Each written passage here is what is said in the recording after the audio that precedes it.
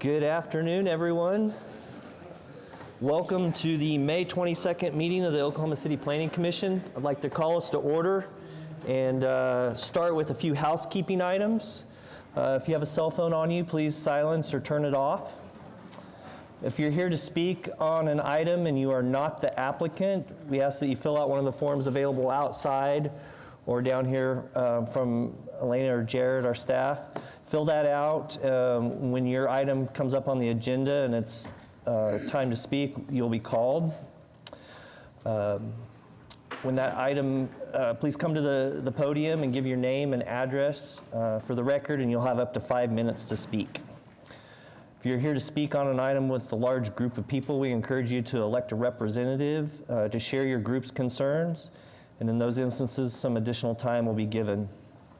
Where several speakers are going to be heard on the same item, we just ask that you do your best to limit comments to those that we haven't heard yet.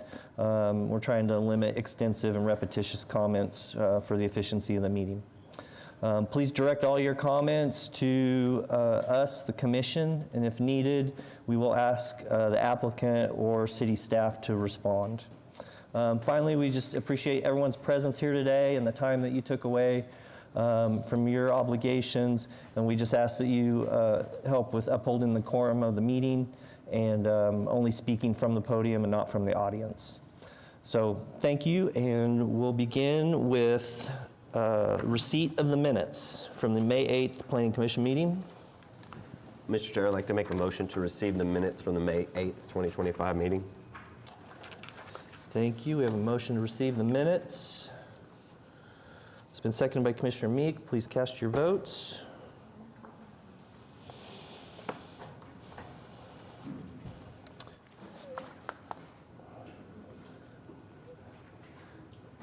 And we need a voice vote from Commissioner Harrison.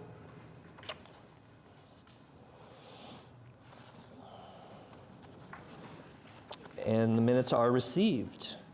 All right, next we have continuance requests, and we'll begin with uncontested requests. Item 14, KC 7719, defer to June 12th. Item 15, KCE 1142, request to defer to June 12th. Item 16, case PUD 2057, defer to June 12th. Item 17, PUD 2061, defer to June 12th. Item 18, case PC 10967, defer to June 24th. I'll just check to see, is anyone here to be heard on any of those items? All right, seeing none, I just need a motion. Mr. Chair, I'd like to make a motion to approve the uncontested continuance request as read. We have a motion to approve the uncontested continuance requests. It's been seconded by Commissioner LaForge. Please cast your votes.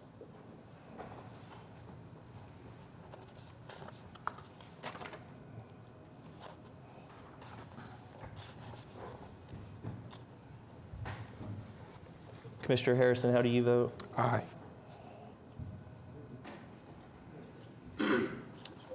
And those are approved. And now new requests. We have one new request, item 13, case SPUD 1685, request to defer to June 12th.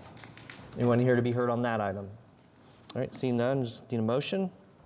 Mr. Chair, I'd like to make a motion to approve the new continuance request as read. A motion to approve the new continuance request. That's been seconded by Commissioner Meek. Please cast your votes. Commissioner Harrison. Aye.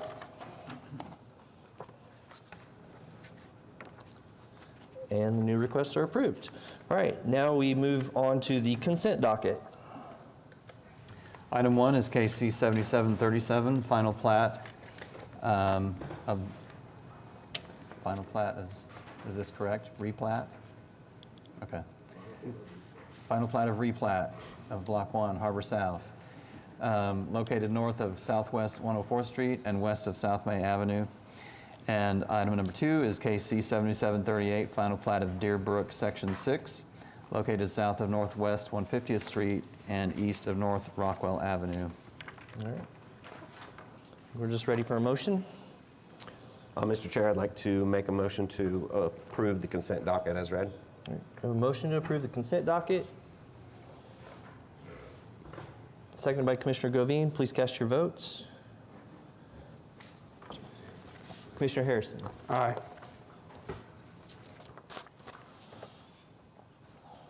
And the consent docket is approved. We move on to items to be heard individually and begin with item 3. This is case number PC 10972, application to rezone 11239 Northwest Expressway from AA to R1. Good afternoon, Dean Colita, 4700 Gaillardia Parkway with Civil and Environmental Consultants representing the applicant. On this project here, we're going to rezone this to it's agricultural now. We're going to do an R1 zoning. It's compatible with the area, and we do meet the comprehensive plan. We would be tying into an existing single-family based PUD to the north, which is Bison Creek. And then, of course, you have Surrey Hills to the south, so compatible to the area, and we agree to all the TEs. This is my ward, Ward 1. I do not have any questions, comments. I'm happy to see the intent to connect to the north. I'm in full support. Any other questions, comments from commissioners? Just to clarify, we're on item 3, right? Correct. Okay. We don't have, I don't see any TEs on 3. I know there are some on 4. Yeah, the it's tied to accompanying the preliminary plat. plat, the next one, yes, Yeah, sir. okay. So, but, no questions.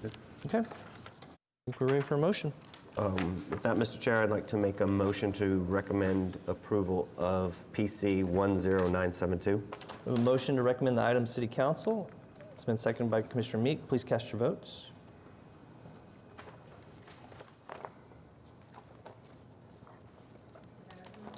Aye. And that item is recommended for approval. Thanks. Thank you. Item 4. Item 4 is KC 7736, preliminary plat of Solstice, located north of Northwest Expressway and east of North Sarah Road, along with variances to the subdivision regulations. Dean Colita, Civil and Environmental Consultants, 4700 Gaillardia Parkway, representing the applicant. Tied to the zoning case just heard, we do agree with all the TEs. We will provide access to the north to tie to Bison Creek, and we also will agree to tie to the east side as stated in the TEs. There is a right-of-way vacation that may come later. If not, we'll adjust the plat accordingly. It's just on the south side of the lot, so it's a 30-foot area. So we do have options. I spoke with the fire marshal today, and the timing of this plat, once it gets over 100 lots, we would have to provide that secondary access for fire emergency services. So if Bison Creek is not available to us at that point, we'll provide a temporary access road there, all weather, or we'll go east all the way to Sarah. The property owners to the east do plan to extend that road over, so it'll connect to our property. So we have a couple options on, once we get over 100 lots, to make sure emergency services are handled there. So, but the rest of the TEs we accept. Okay, good to hear you're thinking ahead. My only concern with this was, we have the one connection to Northwest Expressway, and having been out there, I mean, you've got high traffic volume, high speeds, but my understanding is that section is controlled by ODOT, and so any requirements through your driveway permit will be based on ODOT's requirements and determination. So I just was curious if there would be decel lanes. Yeah, we'll plan to add the XL decel on there, pending ODOT approval, but across the street, it does have that already, so I don't think there's be an issue. So, Yeah, so- like a standard subdivision entrance, just for. So that was my that was my comment. So anyone else have anything? No? Okay, sounds like we're ready for a motion. And just to clarify, we don't need either variance because they are in approval of. They're agreeing to the Full said. TDs. Yep. Yes, sir. With that, I'd like to make a motion to approve, or recommend approval of case C7736. So it's a preliminary plat, so we are approving. We're approving it. Yep. So we have a motion to approve the preliminary plat. It's been seconded by Commissioner Meek. Please cast your votes. Commissioner Harrison? Aye. That is approved. Thank you very much. Thank you. That is approved. Item 5. This is PUD 1915-SP02, application for a specific plan pursuant to the approval of PUD 1915, located at 1520 North Broadway Avenue. Mark Grubbs, 1800 South Sarah Road. On behalf of the application, I have Mike Patterson with AMP Studios here with me today, who's the architect on the project. This project is a specific plan located at 1520 North Broadway. It's mixed-use retail, conforms with all the items in the PUD. Staff recommends approval. We would ask for your approval and happy to answer any questions. Great. Mr. Grubbs, it's early in the meeting, but you may be in the running for most colorful shirt of the day. I try to enlighten your lives. Commissioner Govine, this is Ward 6, and I don't have anyone signed up to speak. Thank you. Yes. No, I mean, I've reviewed the application. It does appear in line with the PUD, and I think it looks like a good project for the block. I appreciate the adherence to the setbacks along Broadway, and I'm in support, so I don't have any questions. Anything from anyone else?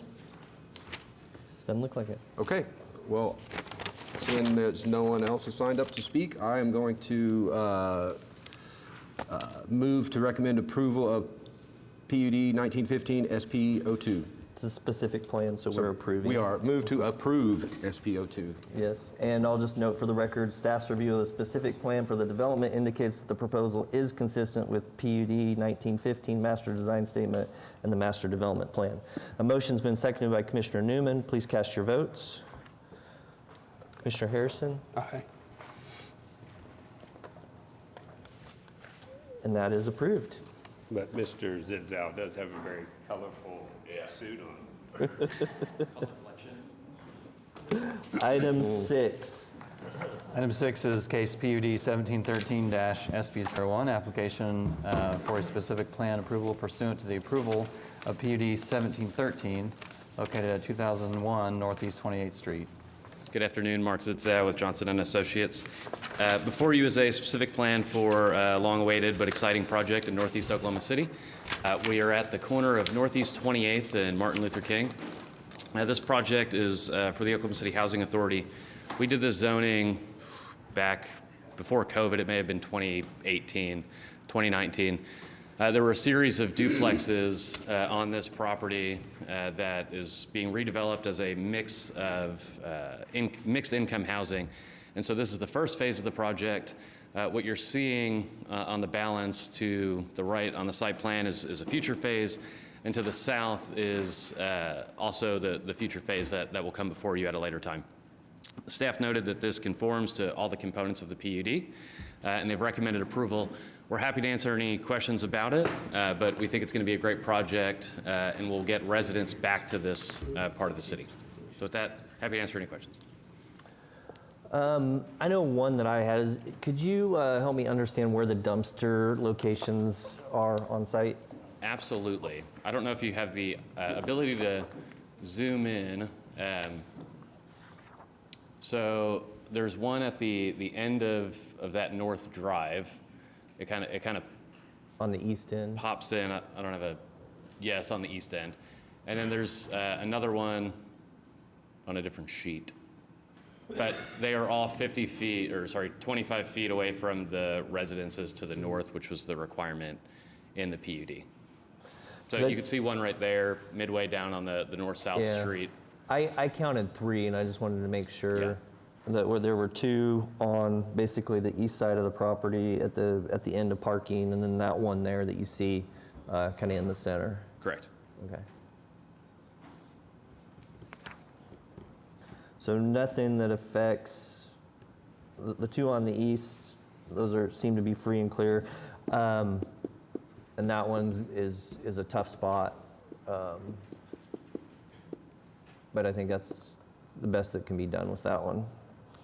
I don't know if any other commissioners have comments related to those. Okay. Anyone else? Any questions?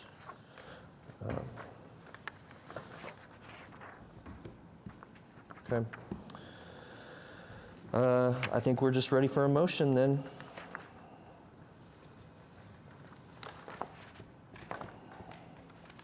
And that would be me, sorry. That's it.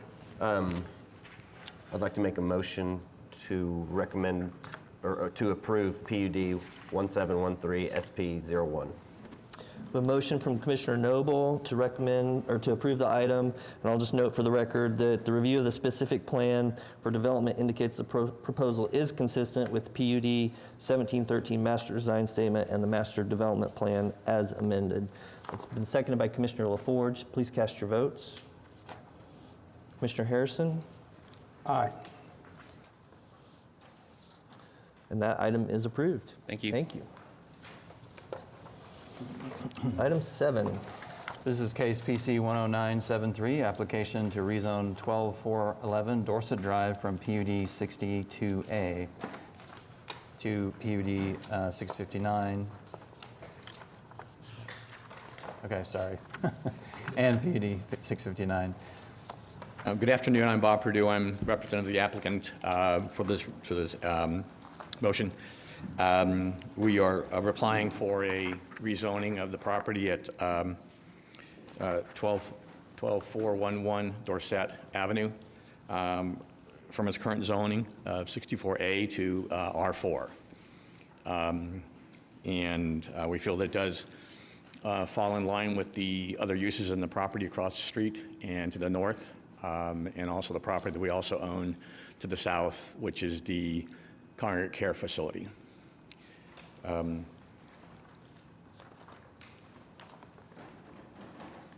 I think there's also an application for PUD, which would further down number 8 or 9, which would PUD, which add PUD to the R4, which would give planning department, planning division oversight over what is built on the property.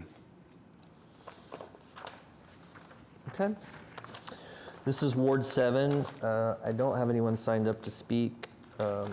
Commissioner Noble, do you want to lead our discussion? I will. And this is just the property that's on 122nd, right? To rezone just that property that's on 122nd, Yeah, just the... not the building north of it. No, Okay. just And just the vacant land. Yeah, this is Yeah. the Yeah, okay. land to the north Just of the item 9. vacant land. Yeah. Okay. Right, it's the property to the north of the existing buildings, yes. Okay. Any commissioners have anything? I don't have anything. I don't have anyone signed up to speak. With that, I'd like to recommend approval of case number PC 10973. All right, a motion to recommend approval to City Council.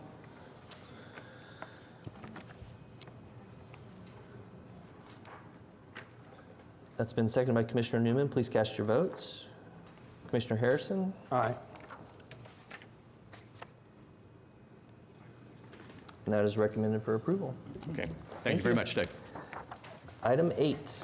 Item 8 is PUD 2066, application to rezone 14028 Quailbrook Drive from R1.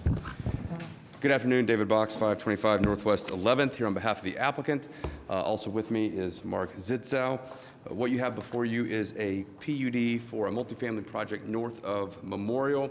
If you are familiar with this stretch of Memorial, in front you have a pretty significant office and commercial park as well as some multifamily. This is tucked back behind that.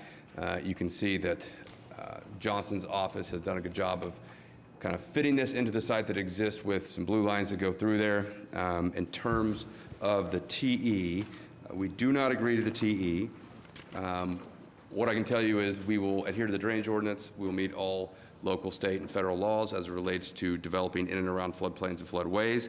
We do need to make a modification and add a couple TEs. Add a TE2 that says this PUD shall be required to have 20% usable open space. A TE that states the maximum density shall be 260 dwelling units. And then a TE that says the parking requirement shall be 1.3 spaces per dwelling unit. With that, I'm happy to answer any questions. Commissioner Noble, this is Ward 8, and I don't have anyone signed up to speak. Okay, and just going over, I met with the applicant. Everything else in the application looks good. So, anything from any other commissioner? Doesn't look like it. Nothing? Dan, nothing? No, we haven't had enough time for the deep dive of educating ourselves enough on floodways and floodplains that I think, but we've satisfied that the application is good in that regard. What was the max number of units that you said? 260. 260. Which takes it to like 31.5 dwelling units per acre, which is still below the standard R4. I mean, 1.3 spaces per dwelling unit is Plenty. plenty, yeah. Yeah. More Usually, than, yeah, usually apartment complexes are just fields of, yeah. Overparked, Parking. yeah. No questions from me? good. All right, Commissioner Knoll, any further discussion on deletion of TE1? No, with the city and discussion with Public Works and knowing that it's going to have to go through all the reviews, I'm comfortable. Okay. All right, I think we're ready for a motion then. Mr. Chair, I'd like to make a motion to recommend approval of PUD 2066.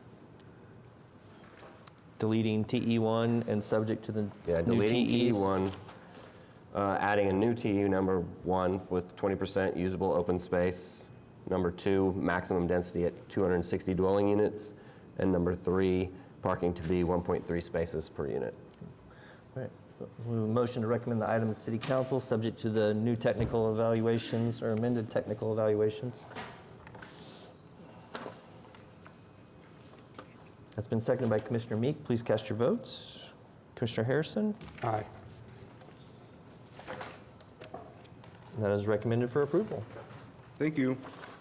Item 9. Item 9 is PUD 2067, application to rezone 12401 Dorset Drive from SPUD 173 and PUD 659. Once again, David Box, 525 Northwest 11th Street. Here on behalf of the applicant, this is a PUD that would allow the existing buildings to be converted to multifamily. There are no technical evaluations. Happy to answer any questions. Thank you. All right, this is, again, Ward 7. I don't have anyone signed up to speak. Any commissioners have anything extra on this? Nope. It ties with number 7, so pretty simple. I'd like to make a motion to recommend approval of PUD 2067. A motion to recommend the item to City Council. It's been seconded by Commissioner Govine. Please cast your votes. Commissioner Harrison? Aye. Thank you.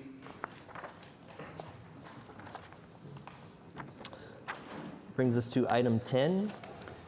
Item 10 is case SPUD 1731, application to rezone 1130 Northeast 25th Street from R1 PUD 388 and HNO. Good afternoon. Good afternoon.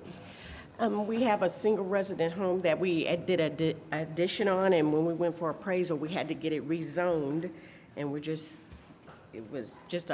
did an addition, and the square footage it added on, so we had to get it rezoned. Okay.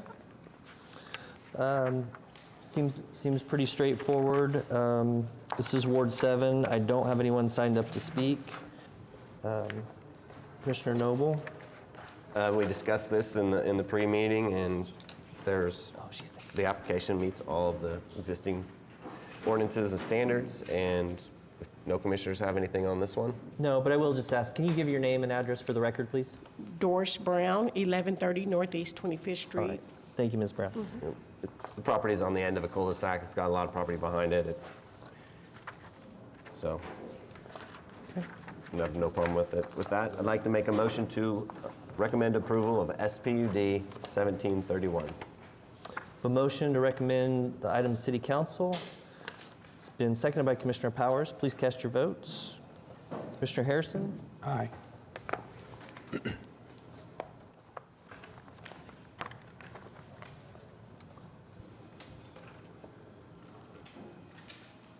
Thank you. And that is recommended for approval. I missed the screen. I did too. It was there. Yeah, Elena said it was there. All right, item 12. 11, excuse me, item 11. Item 11 is case SPUD 1732, application to rezone 1617 Northwest 16th Street from R1 and UC. Moving today. I got here 1 minute early. Okay, so we are rezoning this R1 lot in block 79 of University Edition.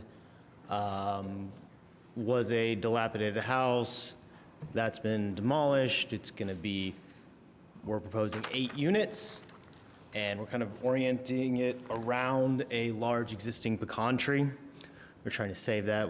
Yeah, you can kind of see the site plan there. So it's got kind of a funky shape, but that helps keep the mass off of 16th Street, so it feels kind of more in line with what's going on in the neighborhood. And it also saves the pecan tree by kind of wrapping the building around it.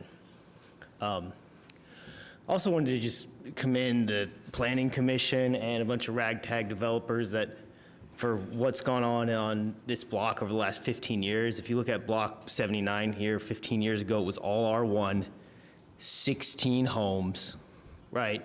You guys approved this, we will have added 40 homes to this block. Got from 16 to 56. Gone from property taxes of 40,000 to 120,000, right? It's additional $80,000 a year. I mean, this block is gonna pull the weight of 4 OKC normal R1 blocks. And that's all, I mean, can we look at, isn't there a SPUD map? Yeah, right here. So you can see, we have, what, 4 or 5 SPUDs there? 1, 2, 3, 4. I think this would be the 6th on this block, but this would be adding 40 units compared to, like that's a power zoning. And if you walk through, what I'm most psyched about on this block is that if you walk through it, it still feels like a neighborhood, right?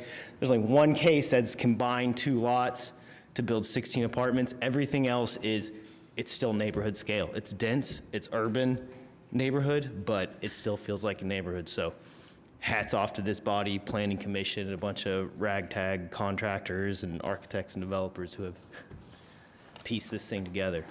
Extra $40,000 a year to OKC Public Schools. Questions about the SPUD? All right, thank you, Mr. Day. Mr. Govine, this is your ward. I do not have anyone signed up to speak. Okay, thank you. Yeah, no, I mean, I am in support of the case. It's dense, but it's dense in a location that I believe density is appropriate. And the variety of offering as far as live, work, and residential units, I think is also particularly appropriate in this location, next to adjacent commercial and residential developments, and as well as what's going on behind us in the alley. We often have people with a lot of thoughts about these and a lot of concerns. Shout out to all the Gatewood residents too, because the protests on these various ones have been reasonable and light, and like, of course, that's the only way this stuff gets done is Yeah, a and neighborhood that supports it, and people doing good projects to keep the neighborhood in support. I think that, yeah, the neighborhood does have concerns, and those are valid concerns, and they've been here in the past to voice those. They're not here today, which to me is somewhat of a testament to the fact that these developments have been fitting into the block and creating a cohesive neighborhood, that things are working well, and I'd like to see that continue. And I know you're a resident of the neighborhood as well. I live right there on 17th, just catty corner to this lot, actually. I'm not developing it, but I am the architect for this. Yeah, so I know that, I will say it's not relevant to this case, but there are a number of other proposals that I am aware of that you're not involved in, but that people have been coming up with down the street, one block south, one block, east, west, that are trying to push that to, 4 stories and rooftop terraces. And I'm telling them, no, 3 stories is kind of the limit of what I support in this corridor, which you are within that limit. Well, So- we're even, if you look at the rendering, we're even bringing it down to 2 stories at the front, just because we're next to, I'm not a person that says, oh, if it's 1 story next door, it has to be 1 story the new thing we build, but if we go back to the rendering, can we do that? Like, we're stepping this down to 2 stories. Right. Just so we're more in line with the 1-story building next door. Understood, yeah, so that's the point really, is I appreciate the stepping and gestures to accommodate the massing into the context of the neighborhood. So anyways, parking-wise, I'm okay with the provision on site, particularly based on where it is and other parking options that exist, and also the actually realistic prospect that someone doesn't necessarily have to have a car to live here. Deanna, I want to just ask you just something on the parking, and where they did break out, you know, a 2-inch deep gravel base on geotex fabric and then granite. That's just not a very large base to park cars on, so.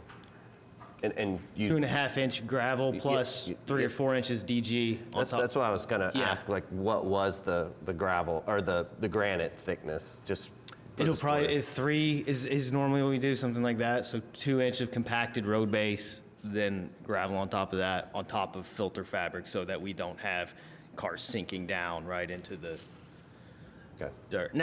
We haven't decided we want to do that, but, you know, as development, more and more development happens here, we do want to be more and more sensitive to runoff and like how can we get as much rain that hits the ground here to actually go into the earth instead of just spilling out into our sewer system. That is one strategy we're considering. No, I like pervious surfaces for parking. Yeah, so as long as it's in not support of sloped that. too much and running into the street, there's, I you just gotta wanted design it well. to be a thick enough section to actually support the vehicle traffic, and that's why I was wondering what the decomposed granite thickness was on top of it. Totally. I get And that. the key on that too, as you probably know, is it's the containment and the compaction, and Compaction. it's the installation methods that keep it, give it some longevity when it's done right, and hopefully that will be the case. But 40% open space with at least 20% being grass, landscaping, or other pervious materials. So anyways, I will turn it over. If there are other questions from other commissioners, feel free to jump in. Nope. Doesn't look like I will recommend approval of SPUD 1732. we have a motion. Move to recommend. We have a motion to recommend approval from Commissioner Govine. It's been seconded by Commissioner Powers. Please cast your votes. Commissioner Harrison? Aye. That is recommended for approval. Good luck. Thank you all. I waited to speak until after this because I didn't want to make this more complicated than it was. But I would like for staff to give us a little bit of an update about permeable paving generally. Is it working? Are people doing it? Is it cost effective? You know, I'd just like to know that the standards that we have in place are the right ones and so on. Or if not, then do we need to revisit them? I'd just like some information about that. Okay, sure. No, that's a good question. I'm curious about that myself because I'd like to go back and look and see, you know, specific projects, how things are accomplished or how things are performing, so we can get some, pull some information together and work with Barry on that. And maybe whether there's any difference in the answers to those questions on, you know, commercial versus residential applications. Yes, sure. Yeah, we'll put something together on that. Thank you. And it is, from my experience with it, it is very much dependent on the paving section and how it's installed. And that makes all the difference in the world, whether or not you're using a grid that the DG material goes into that helps keep it in place, and yeah, not sloping, putting it on slopes. And so a lot of the variables, and when it's not successful, there's reasons what makes it not work well, for sure. And I did want to say that I was going to I'm mentioning out loud, I think we'll move on quickly, but on the 3-story thing, like I said, I'm getting an increasing number of possible future planning commission cases in this area that are trying to push the height up more. And so I'm just repeating myself, but I really have been telling those people, I think 3 stories is really the maximum appropriate height on these immediate blocks around here. So I'm trying to, yeah, so I'm just saying that for other cases. And this one I thought was particularly appropriate as far as even having a terrace on the second level, because there is a precedent for that immediately, 2 doors down from here. So, Thank you. Brings us to the last item on the agenda, item 12. This is PUD 2063, application to rezone 6300 Northeast 63rd Street from AA. Good afternoon, Marcus Uday, 6300 Northeast 63rd. I'm here with the project you all heard initially on the May 8th meeting. There was a couple requests made from this commission. One was that we increase the minimum lot size from ½ acre up to ¾ acre. We have done that. That has brought our total number of lots in tract 1 down to 77, and the total number of lots in tract 2 down to 9. Another request that was made of us was centralized maintenance of the aerobic systems. We've also gone ahead and done that as well, and as well as added sewer easement across each lot, which speaks directly to the TE that staff has mentioned in the staff report. So we will have a sewer easement in anticipation of any future extension of the municipal sewer main. With that, I will ask that we add another TE. We are currently without a minimum lot width, and we can get to 80 feet on 95% of them, but there's going to be about 4 or 5 lots that, in order to make this design that you're looking at work, may need to drop down significantly from that as a result of having a pie shape. We did a calculation on the most extreme lot, and it's about 46 feet. And if we could add a TE, maybe with staff's help, that suggests that maybe this exception only be allowed for 5 lots, no more than that, but the rest of them would comply with that 80-foot minimum width.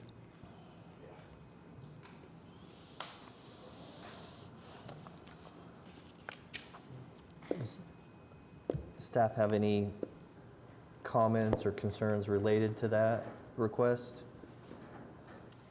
Sarah Welch, Planning Department. For the benefit of the residents who are here, that is what we were just discussing, so I think I'd rather wait until the commission's discussion, and then if we need a TE for that, then we'll help you form one. Okay. All right. This is Ward 7. Commissioner Noble, I'm going to ask you to lead our discussion. I will let you know that I do have a handful of folks signed up to speak. Okay, I think it's prudent to let them speak You want first. to start with them? Okay. Can I ask a question before we do that?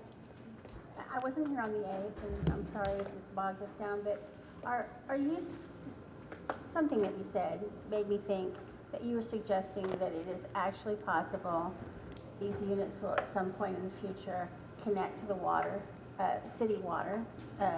Sewer. Sorry, sewer?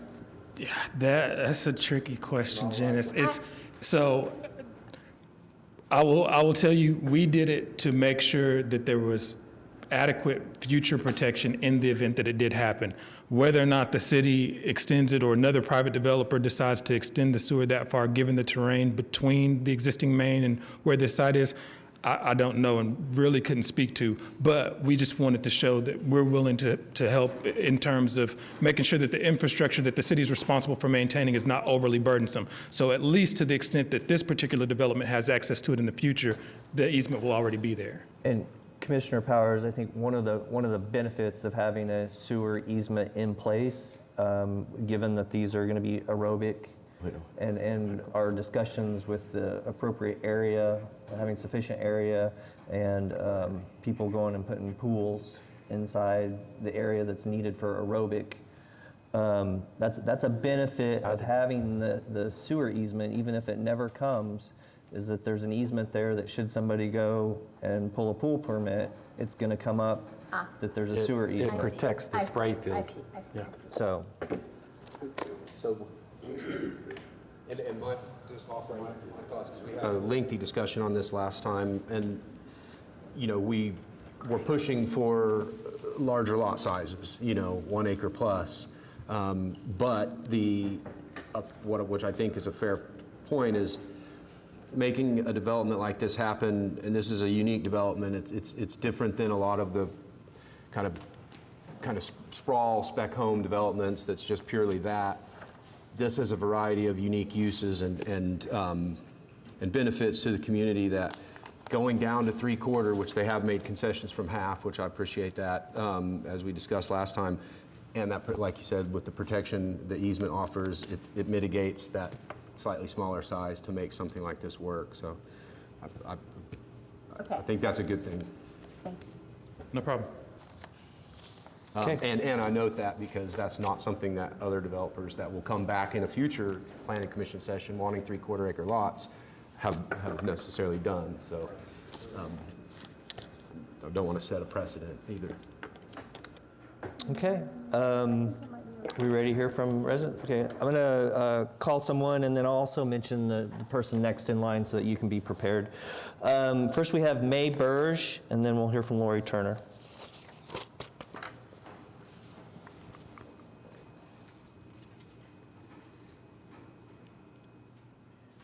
Good afternoon. I'm just here to reiterate what I said the last time, and that is... Could you start with your name and address? Oh, I'm sorry. My name is May Burge. Address is 5924 Northeast 63rd Street, Oklahoma City.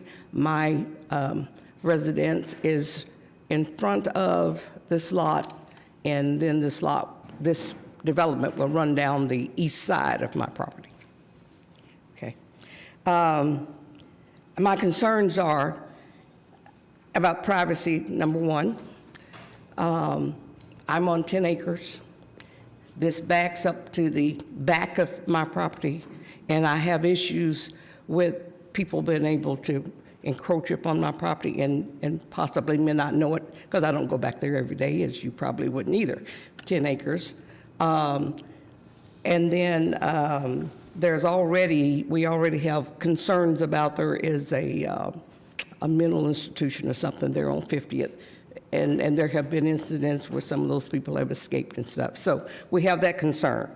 The other is the noise level from construction, from the residents themselves, cars, that kind of thing. And the other issue I have is that if you decide to allow this to happen, that there be a requirement that we have a 10 to 20 foot wall, preferably fireproof wall between the residents to help be a fire break between us, because we don't have fire hydrants.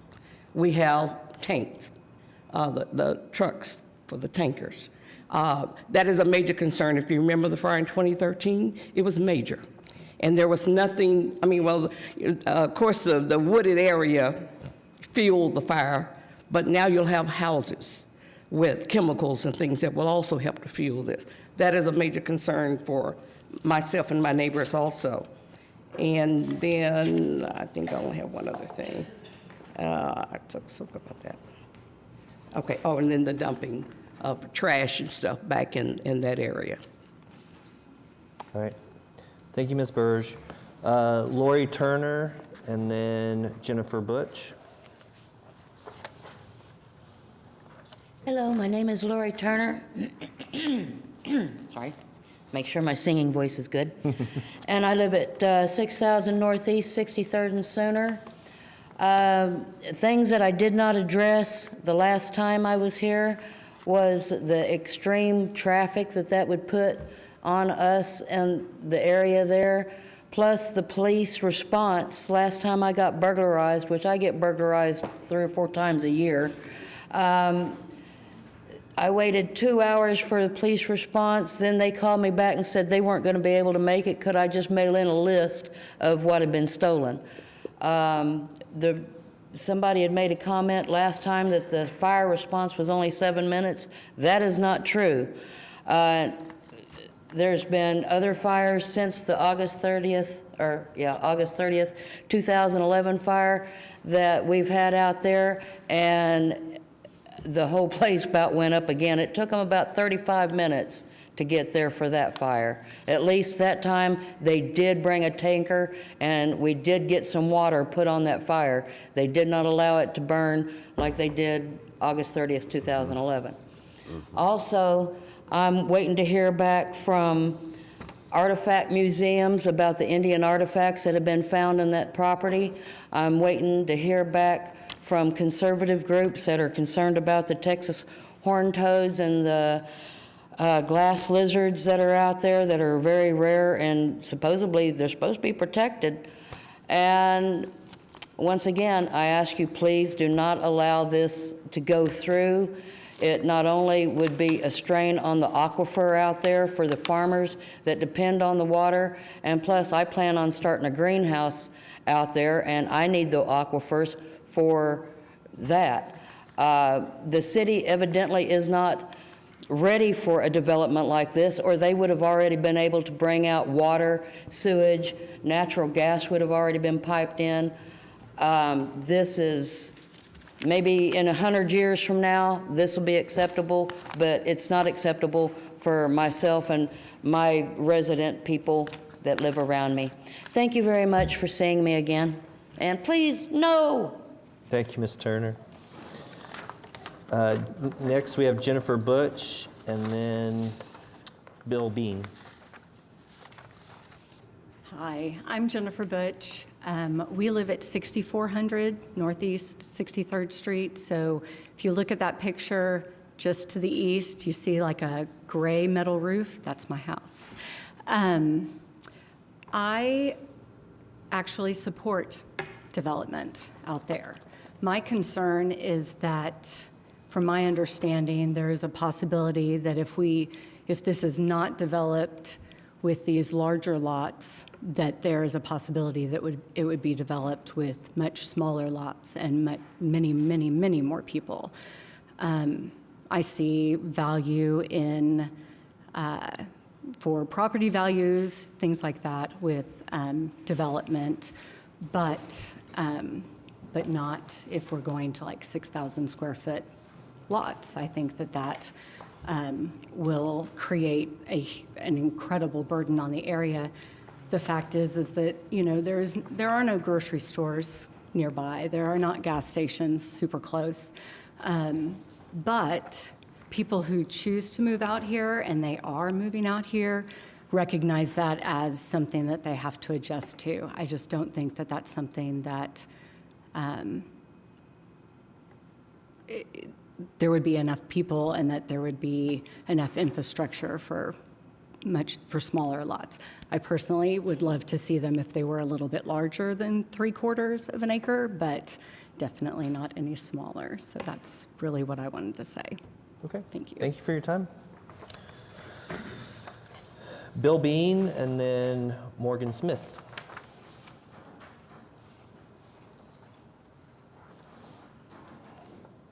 Hello, I'm Bill Bean. I live at 5401 Northeast 56th Street. I'm opposed to the rezoning of the PUD development. I think that, I don't know whether any studies have been done out, but North Sooner and 63rd is a very busy intersection. There's a lot of traffic there presently, and the addition of additional homes being built there is just going to increase the traffic, and the roads just aren't made for that much traffic. I mean, they're small single-lane roads, and they're very dangerous. I am concerned about the water level of the aquifer, that the wells, everybody out there is on well water, and the addition of a new addition going in there is going to put a strain on the depth of the aquifer, especially during times like we had a couple of years ago when there was a drought. You know, water was sparse. Most of the people out there live on 5-acre tracts. It's why they moved out there, to get away from the city, get like a little bit of country living. The subdivisions that have been out there, they're developed on 1-acre lots, and those homes appraised for more than $400,000. And I'm afraid that this rezoning is going to drastically affect our properties values due to the low income. No offense, but if you've driven by any of these government HUD programs, Section 8. That's not what this is. That isn't up for consideration. There's been no indication that that's what this is. So. Okay, I'm corrected then. Anyway,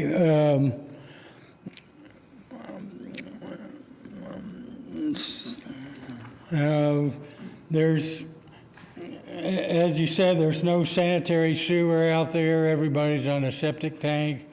I'm concerned about that much sewage being out there, leaking into the aquifer and creating an unhealthy situation. I just think now for that area, if any of you have been out there, it's just not a good fit for that area. Everybody lives on their own property and they're proud of their property. And I just don't think multifamily project would be a good fit out there. I would. Again, for clarification, this isn't being proposed as a multifamily. It's single family with some elder, senior living facilities units. Okay. I guess that's all I have to say. Any questions? Any questions for Mr. Bean? No. I think I do want you to understand that this is going to have public water, okay? So these won't be on water wells. The city of Oklahoma City's water system will then be built within this area. All right. What about sanitary sewer? So that'd be the question, is what would sewer get here? Okay. Well, and we do know the proposal does allow the aerobic septic systems with the mitigating factor of providing easements for future sewer connection if and when that becomes available, which is. I'm just afraid it's going to be a understand the big point. negative impact on the community at large. Okay, thanks. Understand. Thank you. So last we have Morgan Smith. Good afternoon. I'm Morgan Smith. I'm a resident out there at 5925 Northeast 63rd Street. And these type of developments would make an impact on our residents out there, including myself. I once had a panoramic view when I moved out there. I can see the Capitol, I can see I-40, Midwest City, and even fireworks from a distance. I could see that. That has changed since we have allowed a dump site out there to reach a peak, which don't make no sense to me, but that's here to there. But that's just one of the problems that has been poorly thought of for the residents in this area. We do not have water. That is a problem for us. At some point, if the city was to develop that area and bring water, gas, and at one point we didn't even have cable, and the cable now is so far away, it's not even, Wi-Fi is poor. This also would affect, like one of the gentlemen said, the well. I started out with a well at 150 feet. Now I'm at 230 feet because during the summer, we're at a higher level, as I mentioned also too, that I had a panoramic view. So the water table would be a problem also to take on this load. Also the sewage. Sewage misdirected can run into the water well system, and it can further affect all of us in that water table out there. So it is important that we do not allow this to take place because of the strain and also rezoning it. This is agriculture. I have chickens, my neighbor have horses, and others around this whole area here has horses and some cattle, and we're gonna be affected by this. And why we bought out there is the fact that we would have that type of freedom of agriculture. This would change. There's some work that sometimes on clearing our property, we are privileged to be able to have a burn. We can get a burn permit and burn, but we have to be within 500 feet away from all other residents. This will change, along with not only taxes and things to bring other things up, but this should be considered. There need to be some better development out there in that area from the city. We do not have a bike path. We do not have sidewalks. And so this 2-lane on Northeast 63rd Street here, it is a busy street. If you could take some kind of meter of it, it is like a highway with semi-trucks going down, up and down through there. This is a snow route. And right at the peak of this up here where you see 63rd Street, that's where my property is, and also that's a intersection there that you look at, and it feeds out right at the peak of that hill. That's the peak, nearly the peak of the hill there, and that's a blind spot. People are traveling quite fast coming over the hill, and when they come over that hill, at that intersection, there would have to be some lights. It also needs to be some lights at 63rd. It also needs to be some water from 63rd and sooner brought so that there can be a water supply for fires and other things that will occur. Because where you have more people, you're going to have more accidents, and you're going to have more situations there that, and like one of the residents says, we are on the outskirts of Oklahoma City. I'm in Oklahoma City, but I have a Spencer telephone number, and that area is sort of like the least in responses to certain things. And our officers work hard, I know. But the thing of it is that we are on the outskirts. So they got to come from an area far in the city to come out there. So the time for them to get out there and to see after this residence, if you put it in there, and it not only lowers our value, this all need to be considered so that you can consider that there are some things we just don't like that should take place on the east side, that I think that you can consider that it's a lot of things that haven't done us any good. It hadn't brought us in, like Lay said, haven't brought us in the grocery stores, haven't brought us in the service stations, haven't brought us anything out there but just junk stuff. You know, the center over there on 50th. Mr. Smith, I'm going to ask you to wrap it up because you've got about 6 minutes. Okay. The center over there on 50th, we were unaware when they put in some, what you call, they take care of criminals, and sometimes they do escape, and then we are aware of some of the dangers of that. So that's another thing considered. Thank you very much. Thank you. All right, that's everyone I have signed up to speak, so that'll conclude the public comment. Mr. Uday, before the commission discusses, is there anything that you'd like to respond to or address?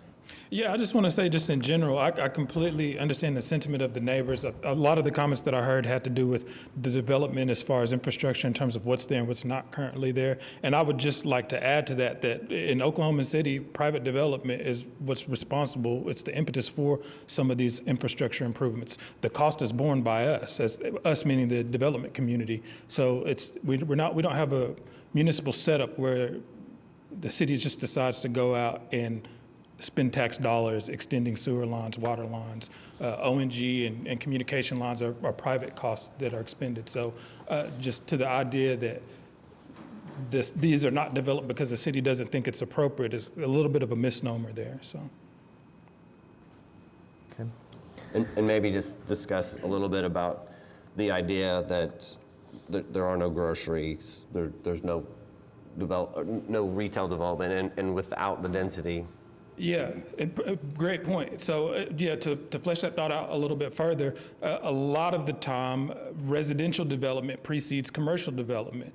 Commercial development relies on metrics such as traffic count, number of households in a given area, the income of those households, to make decisions as far as where they would place their retail locations. So without those things, you don't see it. It's the main reason you hear in an expanding or a new frontier of the city, oh, they have a Walmart. Oh, did you hear we got a Walmart?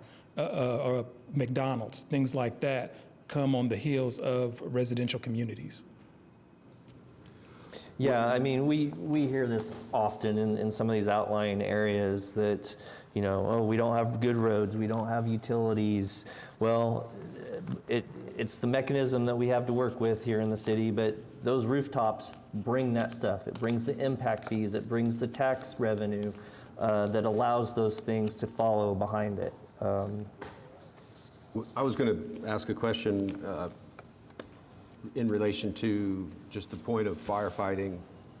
It would be true that the hydrants, new hydrants will be required as a part of this development. Yes, not only are they required, and that's a good point, I should state that they're for everybody. So while we can erect a private neighborhood and maintain private roads, we have to put in those hydrants to the city standard, and those hydrants are used to fight fire. There's no discrimination against where a fire starts. It affects all of us. So the addition of fire hydrants is only a benefit to everybody in the area.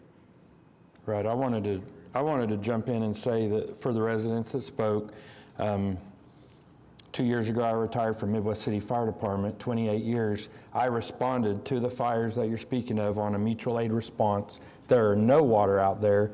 Everything had to be shuttle operations and tanker operations. What this will do for you guys, we'll put hydrants, city hydrants, spec city hydrants, paid for by a developer, that it puts them every 400 feet. And what that does is it brings the firefighting abilities to your area to where, and by the way, every Class A pumper, which is every fire engine, carries a minimum of 1,500 feet of hose, so they can go 1,500 feet away from that hydrant and set up firefighting operations. And this is, speaking to what was previously said, also, the burn permits, you'll still be able to get them. I understand that if they were counting the 500 foot beyond your property and there's going to be a structure there now, if your property is 10 acres or 5 acres, you still have the ability to move that pile around to get 500 foot to be able to still get a burn permit. I want to second the comment that new developments bring the infrastructure. The city does not put in water systems, sewer systems. They don't put in gas. They don't put in cable. All that's going to, the things that can flow uphill, such as water with pressure and gas, they will come out and service areas once structures start being built in the area. The last thing I want to say is the road improvements. Improving the infrastructure. I'm going to second what's been said is that it takes the rooftops to be able to get improvements to the area, including signals. You have to have more traffic in the area to get road improvements and signalized intersections. And lastly, I wanted to thank the developers for the changes from the last meeting, coming to the 3/4 acre limit and putting in the spray field future sewer line easement. I think that helps with the layout a lot better, and that's all I have to say. One other comment that I didn't want to neglect to comment from Ms. Turner about the animal life and endangered species or possible artifacts, and continue with your concerns with that and making them known. This is a zoning application. The buildings don't just appear there overnight, and it doesn't get built out all at once either. So these things happen over the course of years, And if those concerns are valid and these items are there, that's still something that can be addressed through the way that this is developed. So just because whether we vote through today. state-regulated entities. Through other regulations, and then that becomes an issue with building on site. So that's not to discount that, it's just, it's not really part of the remit for this zoning application today that we can address, I think. But that's not that we don't hear you. So, okay, anything else? Any other further discussion? All right, I think we're ready for a motion. Before I make that motion, I want to make sure that we understand the TEs and TE number 1 and how we need to address TE 1. So the way that I understand it, T1 provides for the ability to provide the sewer easement in the event that municipal sewer is extended, and we are agreeable to that. Okay. And then I had mentioned adding a TE, and I'm a little lost on the language that would need to be there, but to account for those 5 lots that would be in question to make this 3/4 acre layout work. Okay, again, Sarah Welch, Planning Department, and that would only be for Tract 1, correct? That's correct. Okay, so we think if you would like to do that, Commission, that the TE could read, the minimum lot width within Tract 1 shall be 80 feet, except that up to 5 lots may be a minimum width of 46 feet as indicated on final plats. That's why you get paid the big bucks. On TE number 1, item B. Well, it's an A or a B. It's an or, so Okay. Yeah, so. it sounds like 1A is What we're going to go with. Option and then the other one. So strike the B portion or just accept the A. Yeah, I think Yeah. it just Means the same thing. language, Yeah. the way it reads. Yeah, it has to be one or the other, so I would think the language is good.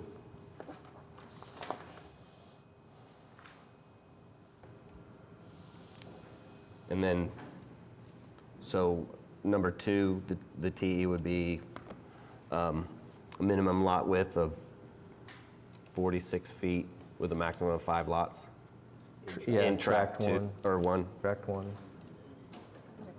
Sarah did a better job. Sorry. Right, I think on your TE, I think you would first modify A to retain only the portion of the technical evaluation that says that the easement to accommodate potential municipal sewer line extension shall be established on each lot at the platting stage.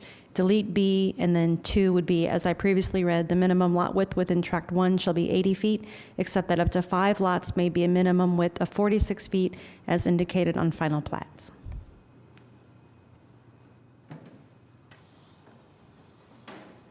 So can I just say as read? Yes. Thank you. With that, I would like to recommend approval of PUD 2063 with TE 1 and 2 as read into the record. A motion from Commissioner Noble to recommend the item to City Council for approval, subject to technical evaluations. It's been seconded by Commissioner Govine. Please cast your votes. Commissioner Harrison? Aye.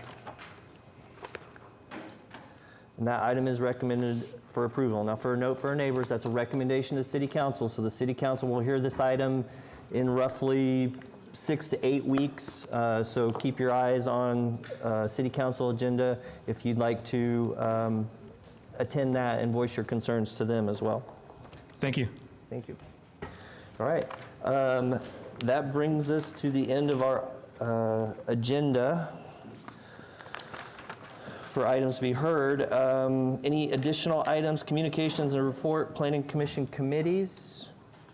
None. Planning Commission members? Commissioner Powers? Well, of course, I want to welcome our new commissioner and give our Ward 7 City Council member kudos for getting him seated so quickly. It's wonderful to have, someone in that seat. Sometimes it takes a long time to find the right person. Obviously, he, struck gold. So We're glad to have you. Let us know if there's anything that we can do to help. And let's go to lunch. Commissioner Meek. I'm good. Welcome, Chris. Commissioner Newman? Commissioner Govine?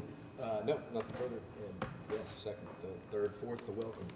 Glad to All right. have the seat not be empty next week. Not a problem. Again, thank you all for the opportunity to be here with you. And of course, I thank Councilman Pennington for the opportunity to serve along with the mayor and the council. So just looking forward to jumping in with both feet and committing a portion of suicide, I'm hearing. But Yeah, don't get used to an hour and 15-minute meeting. I figured as much. I saw the smiles across the horse show like this. This is rare. Okay, so, but no, definitely looking forward to working with you all. All right. Commissioner Noble. I have nothing. All right. Commissioner LaForge. I think that's the first meeting I didn't say a word, so I'll add Go Thunder. Thunder up. All right. Planning Department. Speaking of thunder, I think also, Commissioner, we have a bright shirt potential runner-up here. This evening. Yeah, runner-up. I usually do that either. I couldn't find mine this morning, so I assumed it's something clean. I actually do have, I wanted to make the commission aware of some fee increases. Looks like we need to get I see it on Jared's screen, but I don't, there we go. I think we have a 2-slide presentation here, or maybe 3, but. So just real quick, this is going before council actually it's been introduced already. It'll be on their agenda in a couple of weeks, Tuesday. So really just, it's a fee increase for a few things that I'll show you in the next slide, and just a reminder, many of our fees don't cover the full cost of administration. We do increase our fees occasionally to keep up with inflation and just make sure that we have quality services, that we can maintain that. Subdivision zoning fees have not been increased for many years. In fact, it's been so long that it's hard to discover just when they were updated. So if we can go to the next slide. So here they are.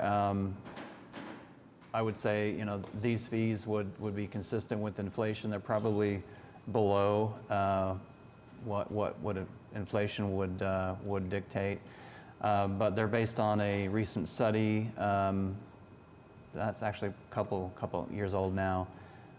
So you can see all the increases there. Of course, the most common ones, the application for rezoning. There's a spud at the bottom. There's a rezoning second from the bottom. There's minor amendment fees, and then deed approval. Planning Commission doesn't see those, but we do quite a high volume of those, and that's still $200 fee is still well below the full cost recovery. So just wanted to bring that up for your information. Council will be taking action on that in the near future. Any questions on that?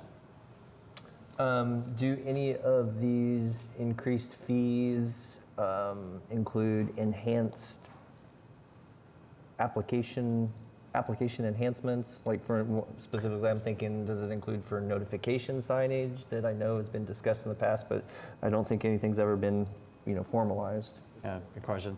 No, these are strictly fee changes. There's no application changes or ordinance changes other than the fee itself, which is a whole separate chapter of the city ordinance. Okay. And then the other thing I had was just to mention that just a reminder, the bond study session is this coming Thursday. Thanks for your patience. That's been a moving target, but we now have it firmly settled for Thursday. So we will have, so Public Works will be presenting the lion's share of it. We'll have staff from various departments there, and planning staff, of course, as well. So looking forward to that. And that's a public noticed meeting? Yes. Oh, Sarah has one more thing. Is that item on our next agenda after the following meeting? Or It will is be on the 12th. Some other future meeting? Yeah, It'll be on the so 12th. I think it's the 12th. First meeting in June. Okay. Yeah. Sorry, one last thing. Just remember, there's only one meeting in June, and that is the meeting where we elect our chair and our vice chair for the next year. So be thinking about that. Thank you. And we usually put the newest person on the planning commission as the chair. No, I'm just kidding. Well, they said that more than likely I'd be here just running with my hair on fire, but I don't have that problem. So there you go. All right. Thank you for those updates. Municipal Counselor's Office? Nothing. Citizens to be heard? Nothing. Any business? Other business? All right, we are adjourned. Go Thunder.